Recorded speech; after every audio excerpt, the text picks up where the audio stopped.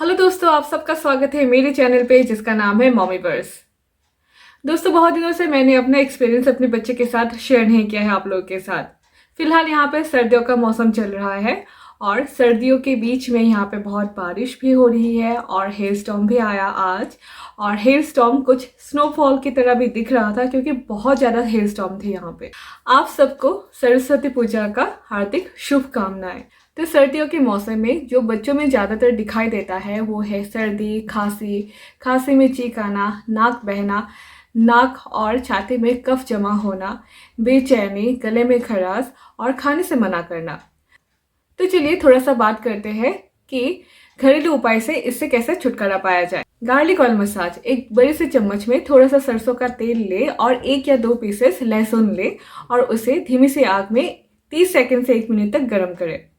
उसके बाद उस ऑयल को थोड़ा सा कम गर्म होने तक रखें और उसी ऑयल से बच्चे के शरीर पर मालिश करें। काला जीरा थेरेपी। 1 चिटकी काला जीरा तवे पे भूने और उसकी एक साफ और पतली से कपड़े से पोटली बनाए और वो बच्चे के पिलो के पास में रखे।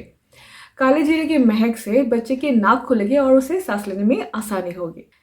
तीसरा है आपका हाइड्रेशन।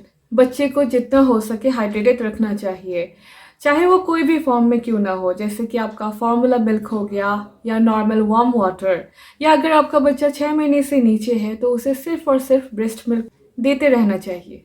स्टीम। इसके लिए आपको अपना बाथरूम यूज़ करना होगा। तो आपको क्या करना है, आपको एक टब लेना है, टब या बकेट, और गर्म पानी चलाना लगभग 15 मिनट्स के लिए। और उसके बाद एक स्टूल ले और स्टूल में आप बैठे और बच्चे को अपने गोद में ले ले और आप थोड़ा सा स्टीम ले ले अपने बच्चे के साथ। तो ये एक बहुत ही आसान उपाय है घर में स्टीम लेने का। Taking sunlight in the morning. बच्चे को मॉर्निंग की सनलाइट में घुमाएं। इससे क्या होगा, इससे बच्चे को गर्मी का एहसास होगा और विटामिन डी भी मिल जाएगा। अगर इन सब के बाद भी आपके बच्चे की हालत में सुधार नहीं होता है तो तुरंत अपने पीडियाट्रिशियन से संपर्क करें।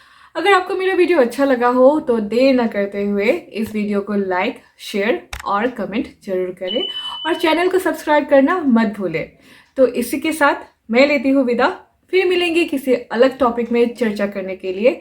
Till then stay safe and take care. Bye bye.